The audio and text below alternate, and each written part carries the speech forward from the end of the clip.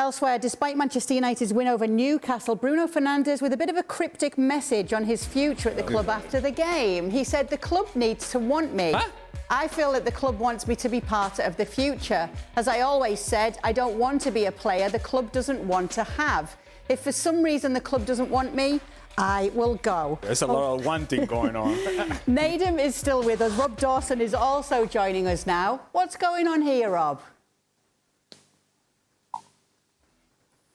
It's a little bit of a cryptic message from Bruno after the last game of the season. I think he wants to feel wanted. He wants the club to match his own ambition. You know, it's easy to forget that ever since he's been at Man United, the club haven't been successful at all. You know, he's 29 years old now. He wants to win trophies, and he said the last time that he signed a new deal at Man United that before he signed that contract, he went to the club and asked them to make sure that they were going to match his own ambition. And I think, simply put, that's what he's doing again. He probably wants to be part of this new era under Sir Jim Ratcliffe. He wants to be successful as captain of Man United, but he wants to feel wanted, and he wants to feel that Man United is the place to win trophies. And so far, during his career at Old Trafford, that just hasn't happened. Speaking of want, what do Manchester United fans want on this topic, Rob?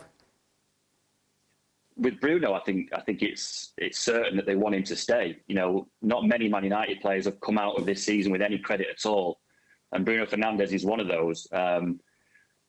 He splits opinions sometimes with his antics on the field. You know, the way that he charges around after referees, the way that he can sometimes feign injury. But all being said, Man United fans are fully behind Bruno Fernandes, and if there is going to be a new era at United with a revamped squad in the summer, they want Bruno Fernandes to be part of that.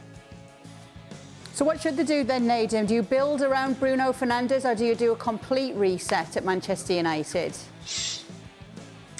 I wouldn't think that a complete reset, as in to get rid of him, is a good idea. I think for me, as you showed with those numbers there, you can see how robust he has been in the fact that he's constantly available. And numbers-wise, you know, the guy's getting goals, he's getting assists. And I think the fact that he missed a couple of games recently showed to us, like, how he, in my opinion, is their most important player. I think if you decide to let him go or to sell him this summer, I understand that, you know, for different financial rules and so on, you want to be able to maximise the sort of money you can bring in from certain assets. But I think he's somebody that seems really happy there. You can see that he sort of links the team really well. He has a connection with the fans. And as a consequence, if he was to leave, I think questions would be asked, because who comes in and replaces that? As you look at the squad that they have now, I don't think there's anybody that's really that close to be able to fill that void. If there was, maybe it's a different case, but I'm not 100% sure that him leaving would be the best thing for United, even if the amount of money that they get for him would be substantial.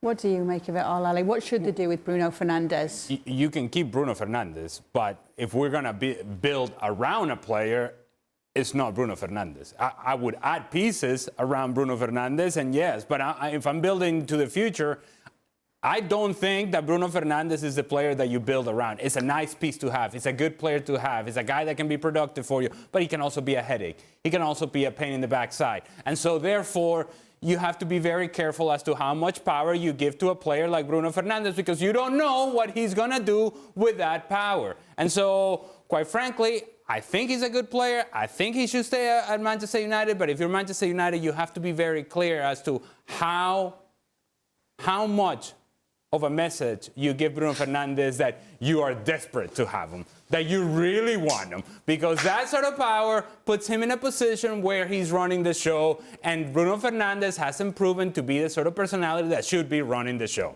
What does he mean by it? What do you think his take on feeling wanted is here, Shaka? What's he saying here? I'll be honest, I don't think it's that cryptic a message. Bruno Fernandes has got 2 years left on his contract. He wants more money.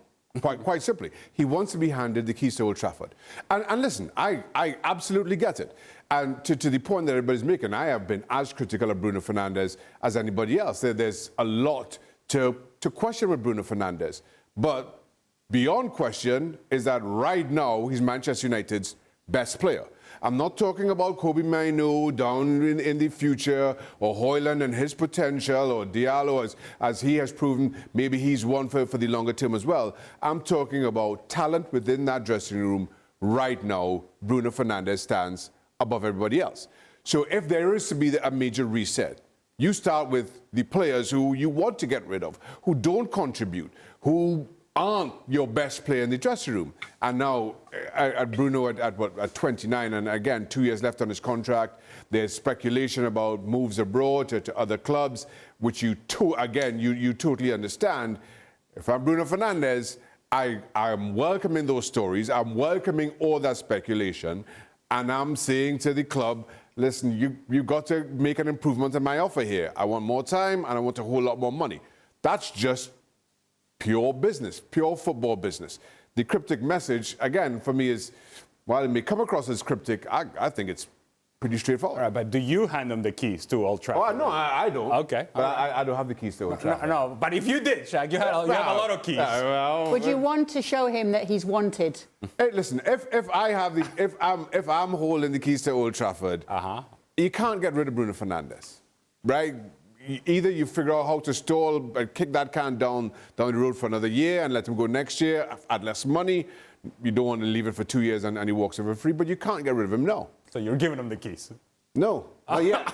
Okay. Not yet. You might leave them under the mat for him. I'll write him a nice letter. Make him feel what I just want to feel. I want you, Bruno. I want you. Eric Ten Hag has said that he wants him to stay, Rob. Does that mean anything? Does that hold anything?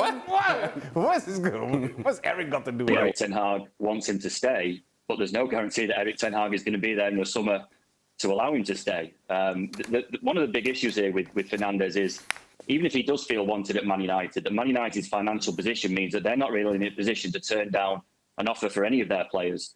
And Shaka's right, there has been stories about Bruno Fernandes possibly moving to another European club or even to a club in the Saudi Pro League. If United received a big enough offer in the summer for Bruno Fernandes, they're not really in a position to turn that down, and they would have to accept it. At that point, it's then Fernandes' decision. Does he want to stay at Man United and be part of this new era, or does he want to go and have a new challenge elsewhere? Ultimately, this is all down to Bruno Fernandes. If he wants to go, he will go. If he wants to stay, he will stay. But I wouldn't put too much money on what Eric Ten Hag is saying, because out of everyone, his future is more uncertain than anyone else's. Obviously, this has been one of the big talking points coming out of the game, Rob, but they did win the match against Newcastle thanks to goals from a trio of youngsters. That's got to be looked upon very fondly by the fans right now. Yeah, definitely. And that's one of the reasons why some of the fans are quite keen for Eric Ten Hag to keep his job. It looks as though Manchester United are going to be absolutely fine. The future's bright. I wouldn't quite put it like that, though. One win against Newcastle doesn't solve everything. Hey, hold on. You got laughter out of Rob. He thought that was funny. Me and Rob go way back. How many players are they realistically going to get rid of, though, this summer, Rob? It could be quite a lot. Obviously, Varane is going to leave. He's out of contract. Anthony Martial is out of contract. He'll go.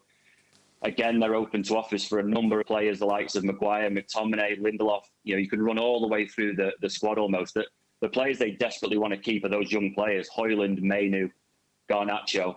Beyond that, I think everyone is available for transfer for the right money. The problem that United have had with their recruitment over the last 10 years is that they just don't sell well. You look at City, and when City are trying to move a player on, they tend to get a reasonable fee, they get a player's wages off the books, and they're able to reinvest that money. United just haven't been able to do that because historically they are massive payers. So all these players who Man United don't want are on big wages. So when clubs come in, they can't match those wages. And the player says, well, I'm not going to go and move on to do you a favour. I'm going to stay on my massive salary at Old Trafford. I'm going to stay out the last 1 or 2 years of my contract. Really, if United are going to have a really pivotal summer where they really start to mould the squad in the way that they want, they need to get some of those players off the wage bill. As I say, in the past, they've not been able to do that, but they have to start being able to do that soon. Otherwise, we're going to be sat here in a year's time talking about the same players and the same problems. Are you celebrating that, Nedum? No, come on. I'm not that guy. As a former City player and City supporter, I mean, I want United to get back to being their absolute best because I enjoyed all those years of hearing that, didn't I? No, it's an interesting situation for them. And I think when you look at, say, the financial issues that they have and the stuff with Bruno Fernandes, is Eric Ten Hag going to stay there? They seem like they're trying to create a foundation for success while still also being trapped in this sort of just like pit of so many issues. But I think, as you said at the start, if it's young players scoring goals, fans can believe that they've got a bright future, but how they get there is going to be the issue. Now, Rob, I don't know if you saw yesterday's show, but Shaka has been a bit of an investigative journalist for us here at ESPN FC, claiming that they fixed the roof at Old Trafford. Can you confirm or deny these reports for us? I'm going to defend Shaka here because it is true that the day after that game there were workmen on the roof of Old Trafford. I'm sorry, though, to disappoint Shaka. They weren't there to fix the hole that we saw that waterfall pour through. They were there just to do routine maintenance. United, apparently, are not going to fix the issues that we saw after that the game against Arsenal. Obviously, their main focus in terms of the stadium is either to build a brand new stadium on the site of Old Trafford or fully redevelop the existing stadium. So what they're saying right now is they're not going to throw money at trying to repair issues that are with the stadium. Now they're putting the issues after the Arsenal game down to a really unexpected storm, a bad day. The draining system failed. So they're not going to throw money at that. They're putting all their focus, all their money on redeveloping Old Trafford or building a brand new stadium. I'm not from Manchester, right? But this is what I hear about Manchester, that it always rains in Manchester. So the unexpected storm is the issue for Manchester United? Come on, man. Shaka, it sounds like you were wrong. Really, I think he was being polite there. No, it kind of sounds like I was right. I don't know. I was a little bit right. I mean, a little bit right. Somewhat. That's like saying Manchester United might have got a few things right, a little bit right this season. There were men on the roof. There were men on the roof. Hey. It's not my fault the men didn't know what they were doing Shaka, on the roof. I'm with you. Okay, this is your fault for believing that Shaka was doing any reporting and any investigation. That's on you, Kay. All right.